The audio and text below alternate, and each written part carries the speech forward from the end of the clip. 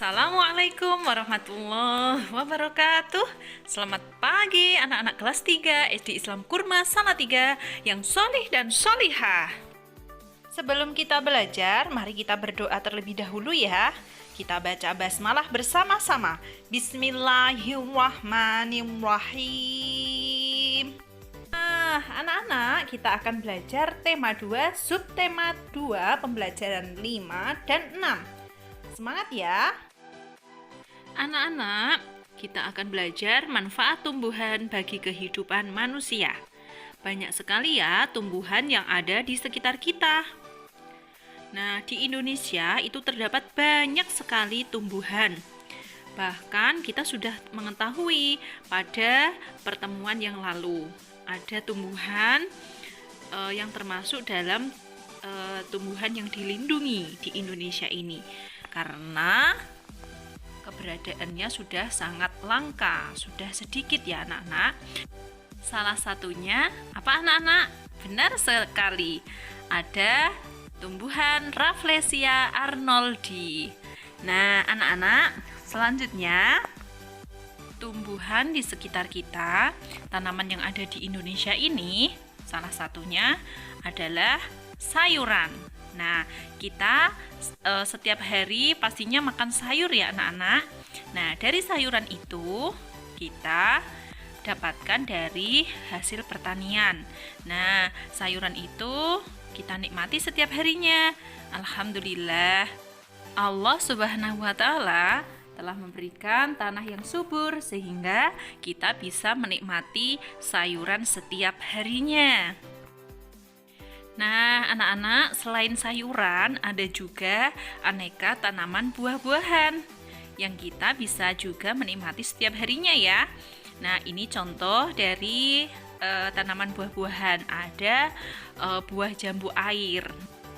Dari tumbuhan, selain dimanfaatkan dari buah-buahannya, sayurannya, nah tanaman juga dimanfaatkan untuk menghias. Nah, disebut tanaman hias anak-anak. Nah, tanaman hias banyak ya kita temui di sekitar kita anak-anak. Di taman, di depan-depan perkantoran, bahkan di pinggir jalan sekarang banyak sekali taman yang di dalamnya ada aneka tanaman hias. Nah, anak-anak, dari tanaman kita juga dapat memanfaatkan sebagai obat keluarga atau tanaman toga. Nah, banyak sekali ya tanaman toga yang dapat kita manfaatkan. Nah, salah satunya ada, nah ini contohnya banyak sekali.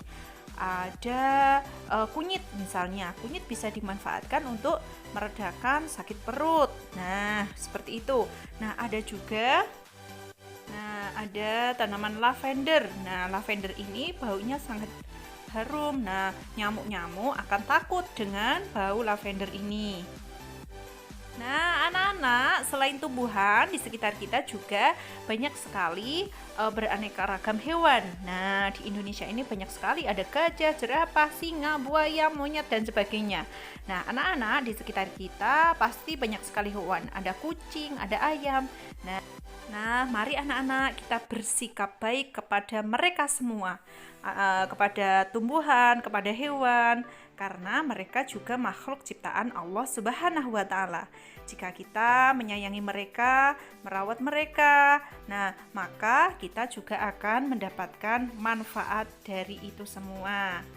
Nah, anak-anak, masih ingatkah kalian tentang pembelajaran yang lalu tentang dongeng? Nah, hari yang lalu kita telah membaca banyak sekali dongeng yang di dalamnya ada cerita tumbuhan, hewan ya anak-anak.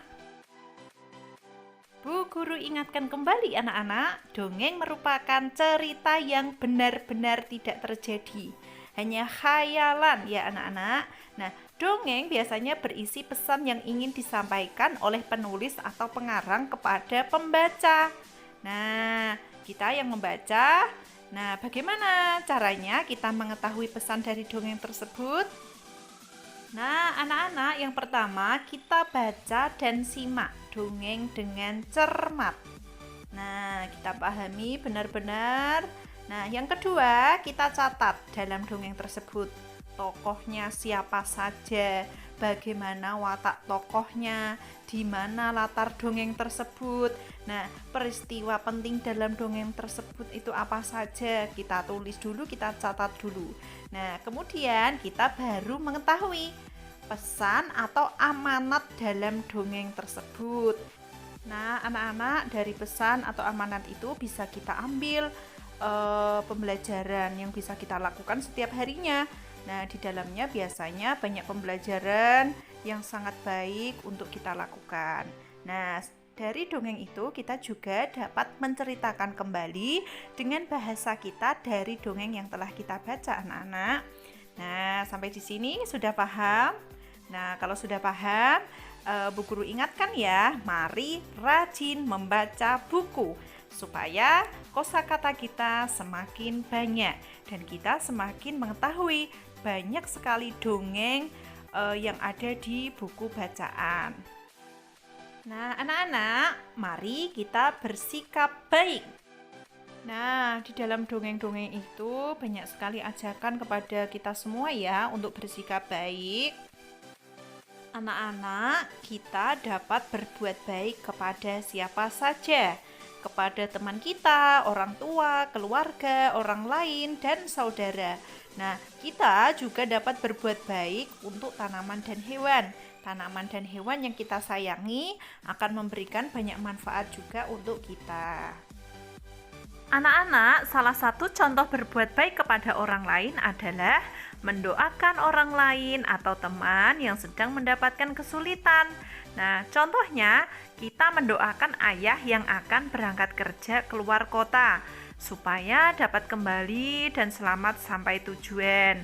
Nah, contohnya lagi, kita mendoakan teman yang sedang sakit. Mendoakan orang lain adalah perbuatan baik yang sesuai dengan pengamalan sila pertama dan kedua Pancasila. Nah, anak-anak, mari kita terus semangat berlomba-lomba untuk berbuat baik. Selanjutnya, kita akan menyelesaikan soal cerita menggunakan sifat pertukaran atau komutatif pada penjumlahan. Nah, anak-anak, masih ingatkah kalian tentang sifat komutatif atau pertukaran dalam penjumlahan? Ya, A ditambah B sama dengan B ditambah A. Nah, di sini A dan B merupakan bilangan cacah. Masih ingat ya? Nah, mari kita baca soal cerita berikut ini. Dalam bus A sudah ada 13 siswa, lalu naik 15 siswa. Dalam bus B sudah ada 15 siswa. Setelah itu, beberapa siswa naik lagi ke bus B, sehingga jumlah siswa di bus B sama dengan jumlah siswa di bus A. Nah, tentukan banyak siswa yang naik lagi ke bus B.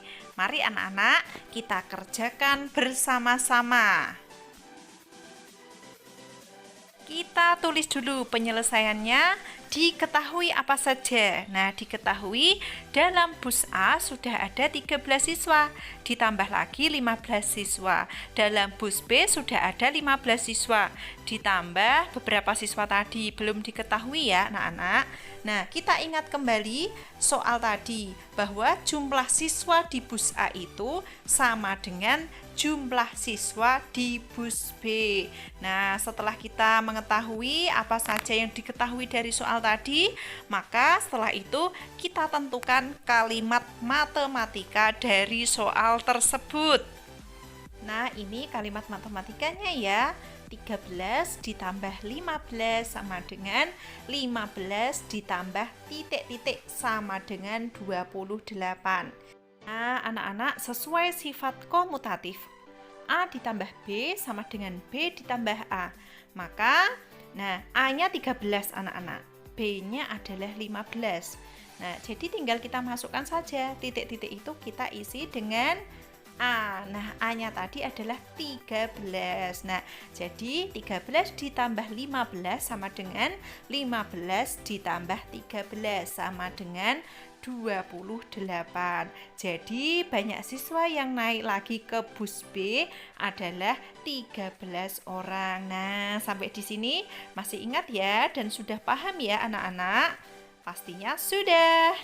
Nah, anak-anak, setelah itu kita masuk ke pembelajaran ke-6, yaitu menceritakan isi dongeng berdasarkan gambar seri. Nah, anak-anak, gambar seri adalah rangkaian gambar yang mewakili isi cerita. Kita juga dapat menemukan pesan dongeng dari gambar seri yang kita amati. Bagaimana cara menemukan pesan dongeng dari rangkaian gambar seri? Ya, langkah-langkah menemukan pesan dalam rangkaian gambar seri. Yang pertama, amati baik-baik gambar tersebut. Kemudian yang kedua, perhatikan susunan atau urutan gambar. Nah, untuk yang ketiga, pahami setiap peristiwa pada gambar.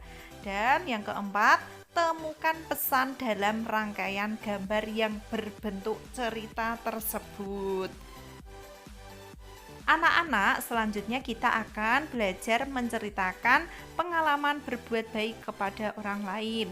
Nah, perbuatan baik kepada orang lain itu contohnya apa saja, anak-anak? Ya, contohnya salah satunya berterima kasih saat dibantu teman. Kemudian meminta maaf ketika bersalah, baik disengaja maupun tidak disengaja. Nah, ada juga contoh menolong teman yang sedang kesulitan, yang sedang tertimpa musibah. Nah, berbuat baik harus penuh dengan keikhlasan. Nah, jadi tidak karena terpaksa ya anak-anak. Anak-anak, tahukah kalian bahwa sila kedua menjadi pedoman kita untuk berbuat baik kepada sesama? Nah, masih ingat ya lambang sila kedua? Ya, rantai emas. Nah, anak-anak, selanjutnya kita akan menyelesaikan soal cerita menggunakan sifat pertukaran pada penjumlahan. Penggunaan sifat-sifat pertukaran atau komutatif pada penjumlahan dapat membantu mempermudah penyelesaian soal. Masih ingat ya, diingatkan kembali bahwa sifat komutatif itu A ditambah B sama dengan B ditambah A. A dan B merupakan bilangan cacah. Nah, mari perhatikan contoh soal berikut ini anak-anak. Nah, jumlah siswa kelas 1, 2, dan 3 berturut-turut adalah 45, 28, dan 35. Berapakah jumlah siswa seluruhnya? Nah, penyelesaiannya kita gunakan sifat pertukaran untuk mempermudah penyelesaian soal ini. Nah, jumlah siswa seluruhnya tadi sama dengan 45 ditambah 28 ditambah 35 dan sama dengan 45 ditambah 35 ditambah 28. Nah, di sini kita menggunakan sifat komutatif pertukaran. Kita tukar dari 20 kelas 2 dan 3, 28 ditambah 35. Kita tukar menjadi yang di belakangnya 35 ditambah 28. Nah, sama dengan 80 ditambah 28 sama dengan 108. Jadi jumlah siswa di kelas 1, 2, dan 3 adalah 108 orang. Nah, menyenangkan dan sangat mudah ya anak-anak. Jika kita menggunakan sifat komutatif tadi dalam menyelesaikan soal, maka akan lebih cepat. Nah, anak-anak, demikian pembelajaran pada pagi hari ini. Bu Guru ingatkan kembali bahwa jangan lupa selalu memakai masker dimanapun kita berada. Mari anak-anak, kita tutup pembelajaran pada pagi hari ini dengan membaca hamdalah. Alhamdulillahirrabbilalamin. Wassalamualaikum warahmatullahi wabarakatuh.